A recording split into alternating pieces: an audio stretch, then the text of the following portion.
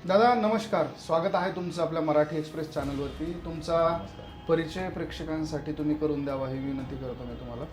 मी योगेश शेळके दांबुरीकर. गेल्या 22 वर्षापासून मी बहुजन विचाराच्या चळवळीत काम करतो. संभाजी ब्रिगेड मराठा सेवा संघ आणि आता हिंदू धर्मसेनेच्या माध्यमातून मी बहुजन समाजासाठी काम करतोय.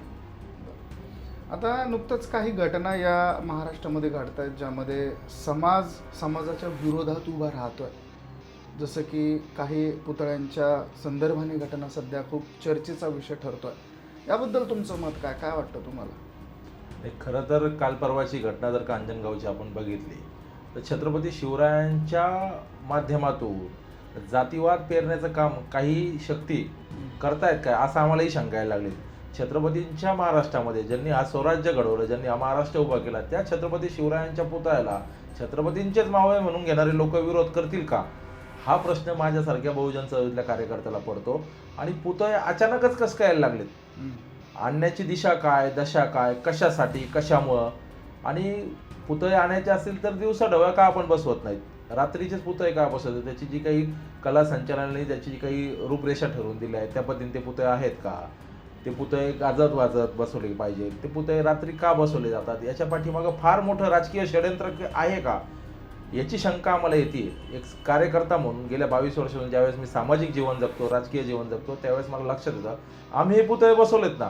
जवळपास 84 पुतळे मी गंगापूर, पैठण, वैजापूर या तालुक्यांमध्ये गावागावात बसवलेत. पण ज्या गावांमध्ये छत्रपती शिवराय फुले आंबेडकरांचे, महापुरुषांचे विचार असतील त्या ठिकाणी पुतळ्यांना विरोध होत नाही. कारण की छत्रपती शिवराय ही नुसती महाराष्ट्रात नाही, ते जगाची अस्मिता आहे. आणि जगाच्या अस्मिता असलेल्या महाराजांना विरोध होऊ शकतो का? तर नक्कीच तो विरोध होऊ शकत नाही. हा कृत्रिम विरोध आहे.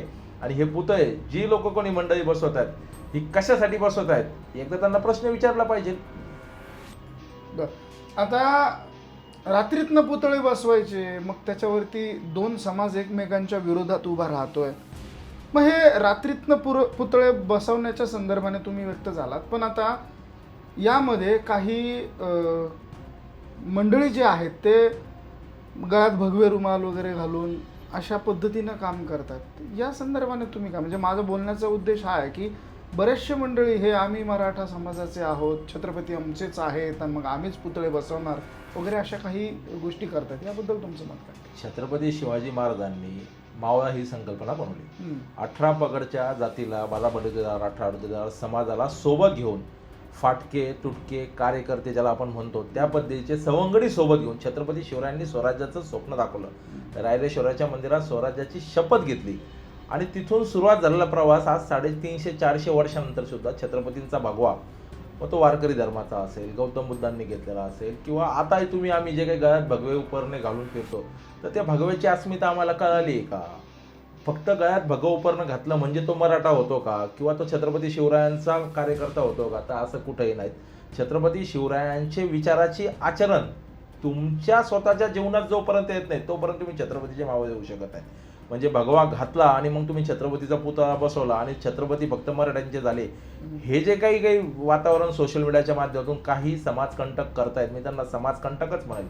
छत्रपती शिवराय हे 18 पगड जातीचे, 12 बलुतेदार, 18 अडुतेदार, सर्व सृष्टीचे, निसर्गाचे, या ठिकाणच्या शेताच्या म्हणजे शेतकऱ्यांच्या काडीच्या देठाचेही छत्रपती शिवाजी महाराज आहेत. इथल्या काळ्या मातीचे, सह्याद्रीच्या दऱ्याखोऱ्यातल्या या डोंगर सगळ्यांचे छत्रपती शिवाजी महाराज असताना हे जे कोणी समाजकंटक भगवे उपरणे घालून जाणीवपूर्वक छत्रपती शिवरायांच्या नावाखाली स्वतःची राजकीय सामाजिक पोळी भाजून आर्थिक हित संबंध त्या ठिकाणी प्रस्थापित करतायत, यांना आमचा या ठिकाणी मी त्यांचा जाहीर निषेध करतो. तुम्हाला जर का तुमच्या दुकानात चालवायच्या असतील तर छत्रपती शिवरायांची त्या ठिकाणी तुम्ही वापर करू नका. आता मराठा किंवा छत्रपती हे मराठ्यांचे किंवा एकाच जातीचे असं हे बिलकुलच नाही असं मला वैयक्तिक वाटतं. पण का कुणास ठाऊक काही मंडळींनी असं हे करून घेतलं की आम्ही मराठा म्हणजे छत्रपती आमचेच. मराठा जर का आपण पाहिले तर त्या काळी हा महाराष्ट्रातला दऱ्याखोऱ्यातला एक जो समाज आहे त्याला मराठा समाज म्हणून ओळखलं जायचं. मग त्यामध्ये असं कुठल्या एका जातीचं प्रतिनिधित्व नव्हतं, तर ह्या सगळ्यांनी मिळून मराठा हा समाज बनलेला होता. पण आज अशी परिस्थिती महाराष्ट्रात बघायला मिळते की एक विशिष्ट जात म्हणते की नाही आम्ही मराठा आणि आमचेच छत्रपती. याबद्दल तुमचं मत काय? मी या ठिकाणी सांगू इच्छितो प्रेक्षकांना, राष्ट्रगीतात सुद्धा पंजाब, सिंध, गुजरात, मराठा. मराठा हा प्रांतवाचक शब्द आहे. महाराष्ट्राला निजाम असतील, मुघल असतील किंवा पोर्तुगीज असतील किंवा इंग्रजी असतील किंवा ब्रिटिश असतील, हे मराठे म्हणायचे. महाराष्ट्रात राहणारा तो मराठा. आजही आपण कर्नाटक, गुजरात, राजस्थान किंवा काश्मीरच्या साईडला गेलो आणि आपण जर का म्हटलं आम्ही महाराष्ट्रातून आलोय, तर ते म्हणते तुम्ही मराठे आहेत का. प्रांतवाचक शब्द असल्यामुळं त्याला मराठा ही त्या ठिकाणी आपल्याला व्याख्या पडली आणि महाराष्ट्रात राहतो तो मराठा.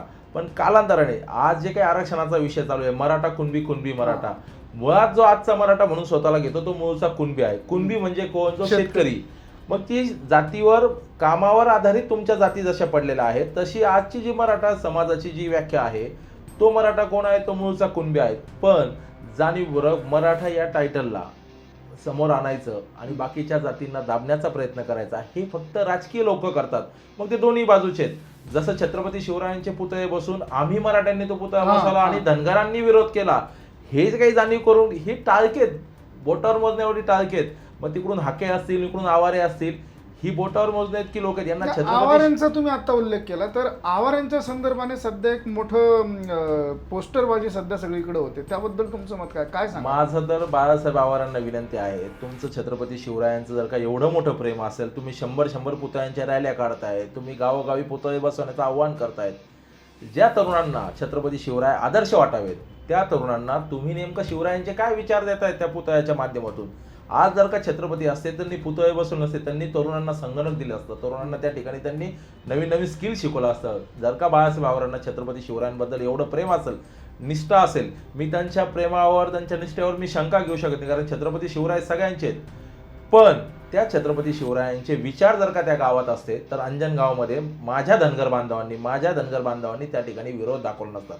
हाके नावाचा माणूस कुठंतरी येतो आणि त्या अंजनगावमध्ये विरोध करतो, पण बाकीचा धनगर समाज काय म्हणतो, आमचेही छत्रपती शिवराय आहेत, पण त्या मंदिराच्या परिसरात न बसवता बाजूला सन्मानाने त्यांना बसावं. हा धनगर समाज कुठं दाखवला का मीडियाने? तो दाखवला नाही. माझं बाळासाहेब आवारांना म्हणणं आहे की छत्रपती शिवरायांचे नव्हे तर सर्वच महापुरुषांचे विचार जर का ग्रंथालयाच्या माध्यमातून, वाचनाच्या माध्यमातून, व्याख्यानाच्या माध्यमातून त्या गावात जर का पेरले असते, तर मला असं वाटतं तिथला 18 पगड जातीचा समाज छत्रपती शिवरायांना डोक्यावर घेऊन नाचला असता. आणि तो आज ना उद्या नाचणार आहेत. आम्ही 8 मार्चपासून जागतिक महिला दिनाच्या निमित्ताने आम्ही घोषणाच केलेत की गाव तेथे वाचनालय. आम्ही शिवफुले आंबेडकर विचाराचे कार्यकर्ते त्या ठिकाणी गावोगावी, ज्या ठिकाणी छत्रपतीचाच नव्हे तर ज्या ज्या महापुरुषांचे पुतळे असतील त्या गावामध्ये आता वाचनालय सुद्धा शासनाच्या वतीनं नव्हे तर संघटनेच्या वतीनं आपण निर्माण केले पाहिजे. तुम्ही म्हणाला होतात की आवारे आणि जरांगे यांचे काही फोटोज व्हायरल आहेत, त्याबद्दल काय म्हणा? नाही, बाळासाहेब आवारे आणि जरांगे पाटील यांचे अनेक आज सकाळपासून पॉम्पलेट जुने येत आहेत, 10-15 वर्षाचे एकत्र असलेले पॉम्पलेट, एका आंदोलनाचे पॉम्पलेट असतील, मुंबईच्या आंदोलनाचे पॉम्पलेट, याच्यावर बाळासाहेब आवाऱ्यांचा, जरांगेंचा फोटो हे सोबत येत आहेत. आणि बाळासाहेब आवारे पाटील आणि जरांगे पाटील हे जुने मित्र आहेत, हे काही नवीन गोष्ट नाही आहेत. आम्ही आणि मनोज जरांगे जुने मित्र आहोत. सोबत चळवळीत काम करताना एकामेकाशी वेगवेगळे संपर्क येतो, वेगवेगळे आंदोलनात आम्ही एकत्र येतो, त्याच्यामुळे ते आणि ते एकत्र आहेत. काल परवा अंजनगावच्या अगोदर चिखलाचं प्रकरण आपल्याला माहित असेल. चिखलामध्ये ज्यावेळेस त्या ताईला, वाघ ताईला ज्यावेळेस तिथं विरोध झाला, मारहाण झाली, तिचे कपडे फाटण्यापर्यंत विषय गेला, त्यावेळेस मनोज जरांगे दादा त्या ठिकाणी पोहोचण्याच्या अगोदर बाळासाहेब आवारांनी पुतळा घेऊन गेलेत ना, तिथं छोटा पुतळा असं नाशिरोड पुतळा घेऊन गेला. माझा तर खरं तर शासनाला आणि गृहमंत्र्यांना प्रश्न आहे, साधा आम्ही जर का 2.5 फुटाचा पुतळा दुकानातून विकत घेऊन आलो तर त्या ठिकाणी हजारो CCTV, हजारो पोलीस लोक आम्हाला त्या ठिकाणी अडवतात की तुम्ही पुतळा कुठं घेऊन चालले. मग बाळासाहेब आवारे 100 पुतळ्याची रॅली काढतात, ती परवानगी घेऊन काढतात. आणि या जिल्ह्यातून सोलापूर, समजा आता अंबडला त्यांचा कारखाना आहे, आज नवीन एक पेपरला बातमी आली, बाळासाहेब आवारे स्वतः कारखान्यामध्ये पुतळे तयार करतात आणि त्या गावामध्ये बसवायच्या तिच्या कार्यकर्त्यांकडून पैसे घेतात, अशी आज दिव्य मराठीला बातमी आहे. मग हा बाळासाहेब आवारे जर का एका जिल्ह्यातून दुसऱ्या जिल्ह्यात पुतळे नेत असेल, तर मग त्या ठिकाणचे नाकेबंदी असतील, टोल नाक्यावर असलेले पोलीस असतील, पोलीस बंदोबस्त काय करतोय, गृह खातं काय करतोय. मग ह्या सगळ्या शक्तीच्या पाठीमागं तुम्हाला छत्रपती शिवरायांचे पुतळे बसून बाळासाहेब आवाराच्या खांद्यावर बंदूक ठेवून जातीवाद या महाराष्ट्रात पेरायचा आहे का गृहमंत्र्यांना? हा खऱ्या अर्थानं प्रश्न आहे. कारण की एकीकडं छत्रपती शिवरायांच्या जर का जयंतीला, आता उद्या बाबासाहेबांची जयंती आहे, साधा बाबासाहेबांच्या जयंतीमध्ये जर का पुतळा घेऊन मिरवणूक काढायची असेल तर त्या ठिकाणी परवानग्या काढाव्या लागतात. त्या पुतळ्याची सुरक्षा, त्याचा बंदोबस्त, त्याच्यावर जर का काही झालं पुतळ्यावर तर उद्या त्याचे होरण परिणाम. बरोबर. आता मग तुमचं मत असं आहे का की जुने फोटो आहेत म्हणजे आत्ताचं जे काही प्रकरण आहे यामध्ये मनोज जरांगे यांचा देखील काही सहभाग असू शकतो?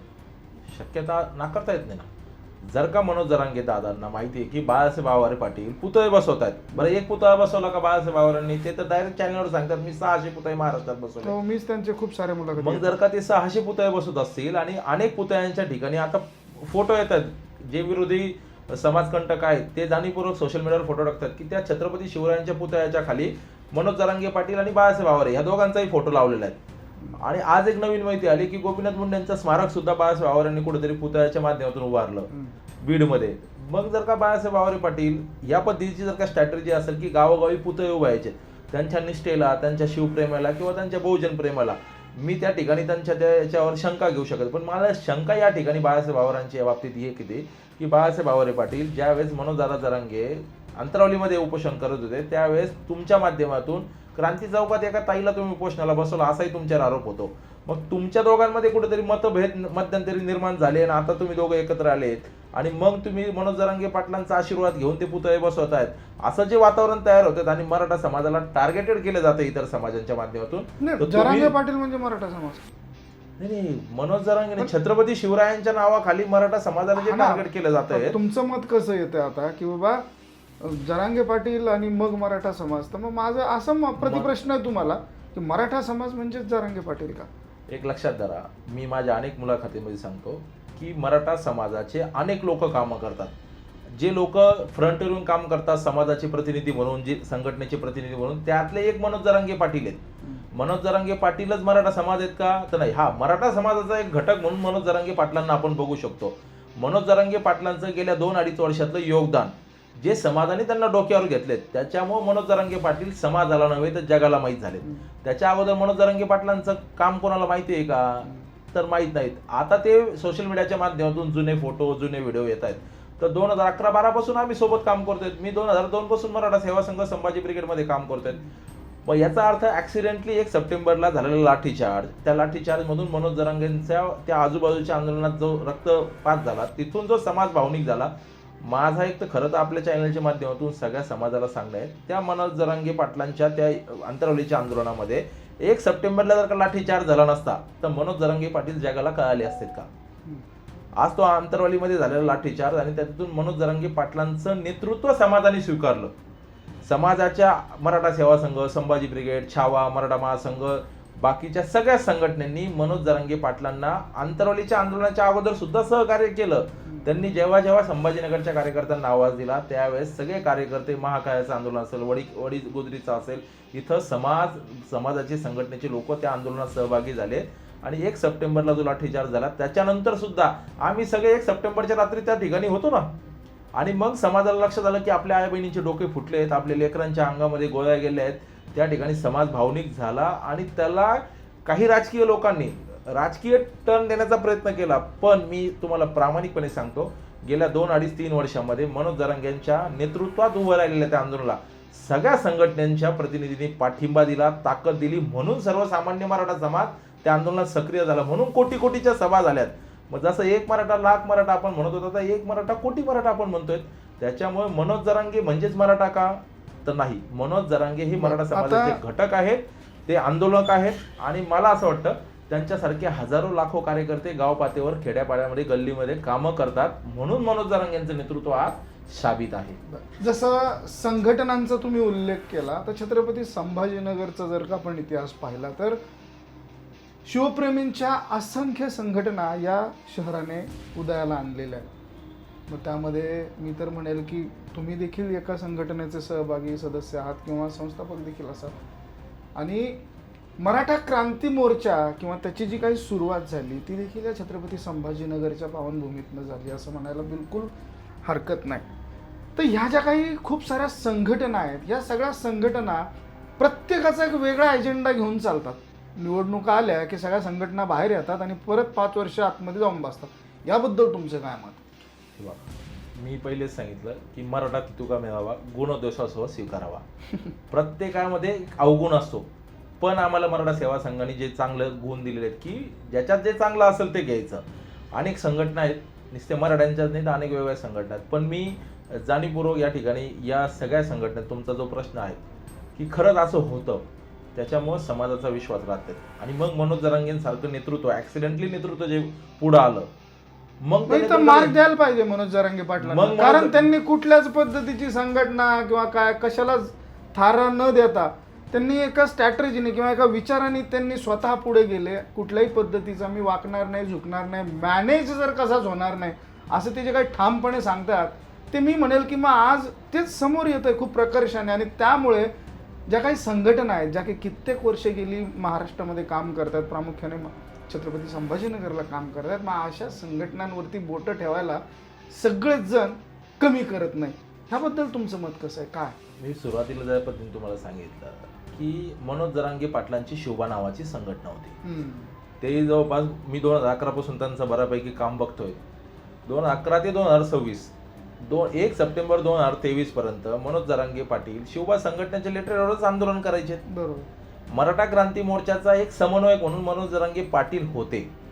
परंतु 1 सप्टेंबरला जी घटना घडली त्याच्यातून जो उद्रेक, जो भावनिकता निर्माण झाली आणि मनोज जरांगे पाटलांनी त्या दिवशी अनेक चॅनलच्या मुलाखतींमध्ये सांगितलं 1 सप्टेंबरच्या नंतर ज्यावेळेस त्यांनी महाराष्ट्राचा दौरा काढला की मी काय शिवबा संघटनेचा संस्थापक असलो तरी मी माझी संघटना इथं आणत नाहीत, मी समाजाचा एक प्रतिनिधी म्हणून, एक आंदोलक म्हणून मी लढतोय. हा ना, त्यांच्या संघटनेबद्दल आपण विशेष करत मग नाही. त्यांनी ज्यावेळेस ज्या वेगळ्या संघटना आहे, आता माझा मूळ प्रश्न असा होता की ह्या संघटना आहे ना निवडणुकीच्या काळात उगवतात. मी तेच सांगतोय की मनोज जरांगे पाटलांच्या नेतृत्वामध्ये ज्यावेळेस ते आंदोलन उभं राहिलं तर त्यांनी सांगितलं की सगळे एकत्र या, अवगुणवाले या, चांगले या, सगळं सोडून या आणि समाजाचा उद्देश म्हणून साध्य करायला या.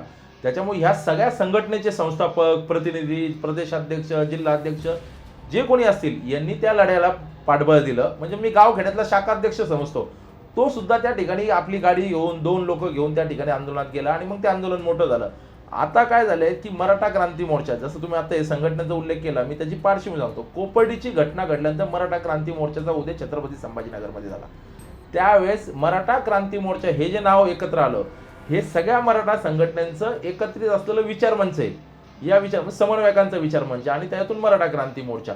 पण जसा तुमचा मूळ प्रश्न आहे की ह्या संघटना फक्त निवडणुकीपुरत्याच उदयास येतात का, तसं नाहीये. या संघटनेमध्ये अंतर्गत ज्यावेळेस हितगुज होऊन यांचे जर का काही मतभेद झालेत, मग ते मतभेद विचारावर झालेत का अनेक कोणत्या वेगळ्या गोष्टीवर झालेत, मग कोणतरी एक नवीन संघटना काढतं, त्याच्यातून तो फुटीर एक गट बाजूला पडतो आणि तो त्याचं वेगवेगळं स्वतंत्र काम करायला लागतो. छावा जर का नावाने पाहिले तर मी म्हणेल 8-10 वेगवेगळ्या छावाच आहेत आपल्या संभाजी. जवळपास महाराष्ट्रामध्ये 30-32 संघटना छावांच्या नावाने आहे. संभाजी ब्रिगेडचे पण आता 2, एक राजकीय आणि एक सामाजिक संघटना झाली. ह्या सगळ्या गोष्टींकडे तुम्ही कसं वाटतं? हे विकेंद्रीकरण नाहीये का? काय वाटत म्हणजे तुम्हाला वाटत नाही का हे या सगळ्या गोष्टींमुळे समाज तुमच्यावरती विश्वास कसा ठेवणार? अहो तुम्ही दर 2-4 महिन्याला काहीतरी एक नवीन अजेंडा घेऊन येता, एका नवीन अजेंडावरती काम करायला सुरुवात करता आणि परत 4-6 महिने झाले, वर्ष झालं की ते सगळं विसरून जातं. मी थोडं मागे जाऊन सांगेल, 40 वर्षापासून आरक्षण या विषयाच्या अनुषंगाने सगळ्या मराठा संघटना काम करतात. म्हणून स्वर्गवासी स्मृतिशेष अण्णासाहेब पाटलांचा आपल्याला सगळ्यांना माहिती आहे, त्यांनी स्वतःचा देह त्याग केला, त्या ठिकाणी आत्महत्या केली मराठा आरक्षणाच्या. तिथून तर अण्णासाहेब जावळे पाटील, वडजे सर, तर मग आता खेडेकर साहेब वगैरे ही सगळीच मंडळी गेल्या 40 वर्षांपासून काम करतात. आम्ही 20-22 वर्षांपासून काम करतो.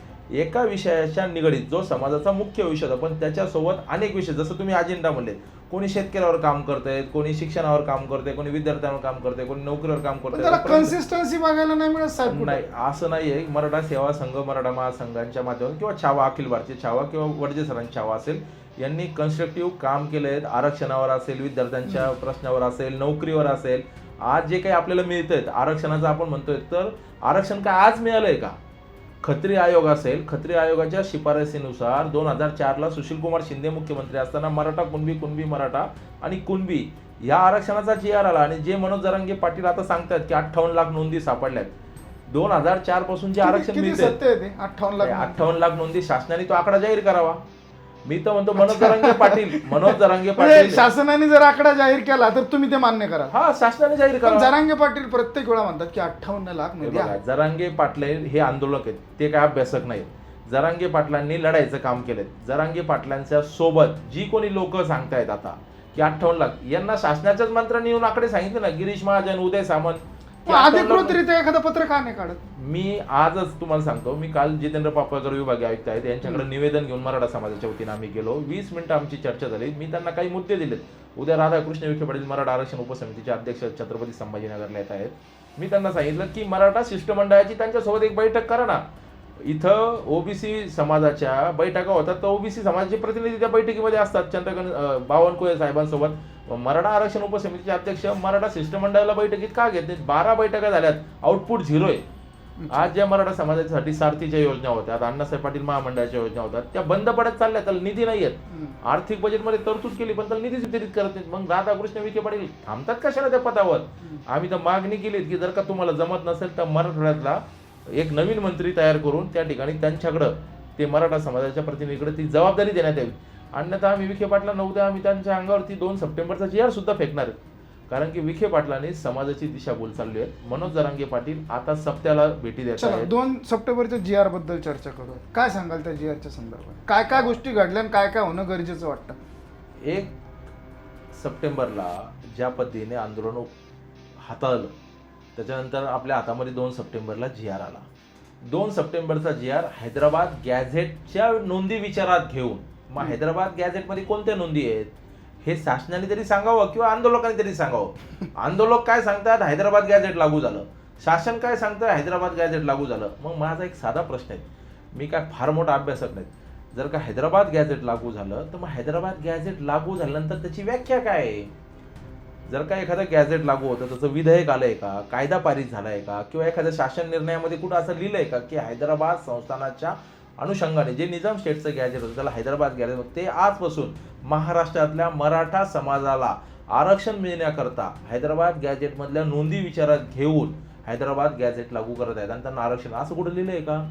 सरळ सरळ त्या GR मध्ये वरती कॉलममध्ये लिहिले आहेत की मराठा समाजाच्या व्यक्तींना मराठा कुणबी, कुणबी मराठा आणि कुणबी जातीचे प्रमाणपत्र मिळण्याकरता हैदराबाद गॅझेटमधील नोंद विचारात घेऊन जात प्रमाणपत्र मिळण्याकरता कार्यपद्धतीचं विश्लेषण त्याच्यात दिलेत की प्रमाणपत्र कसं काढायचं.